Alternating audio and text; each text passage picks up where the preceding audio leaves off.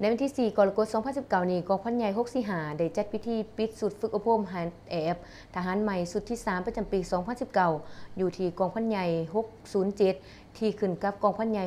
645ภายหลังที่ได้อบรมฮัดแอบมาเป็นเวลา 90 วัน ภายใต้การเป็นประธานของสหายพันเอกสมฤทธิ์สิหบุตรหัวหน้าการทหารกองพันใหญ่645มีคณะภาคคณะบัญชากองพันใหญ่645คณะแผนกการกรมกองพร้อมโดยครูอาจารย์และอ้ายน้องทหารใหม่เข้าร่วมสหายพันตรีคำไพเกี่ยววิลาวงศ์หัวหน้าแขนงอบรมกองพันใหญ่645ได้เสียเห็นว่าการอบรมฮัดแอบการทหารใหม่สุดนี้แม้นได้รับการสีน้ำยางไก่ซิติแทดจากคณะภาคคณะบัญชากองพันใหญ่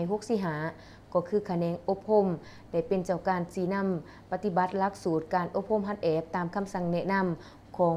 การอบรมก็คือกรมใหญ่เสนาธิการกองทัพซึ่งสนั่นได้อบรมฮัดแอบอยู่3ภาคใหญ่คือภาคการเมืองภาคการทหารพลาธิการเทคนิคซึ่งมีอ้ายน้องทหารใหม่เข้าร่วมอบรม30สหายผ่านการอบรมฮัดแอบตัวจริงเห็นว่าบรรลุได้ตามขาดหมายในนั้นประเภทเก่ง27สหายกลาง3สหายเฉลี่ยอบรมบรรลุได้95ส่วนห้อยของแผนการทั้งนี้ก็เพื่อ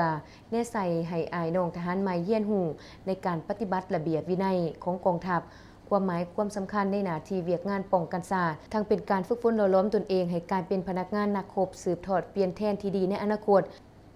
ในกองประชุมยังได้มอบใบยังยืนให้อ้ายน้องทหารใหม่จำนวน30สหายอีกด้วยโอกาสนี้พันเอกสมฤทธิ์สิหบุตรหัวหน้าการทหารกองพันใหญ่645ก็ได้ให้เกียรติโอโลมหลายบรรหารที่สำคัญพร้อมทั้งแสดงความยงโยชมเชยต่อคณะภาครับผิดชอบที่ได้พร้อมกันยกสูงความรับผิดชอบสุมถูกเพื่อแห่งสติปัญญาอย่างตั้งหน้า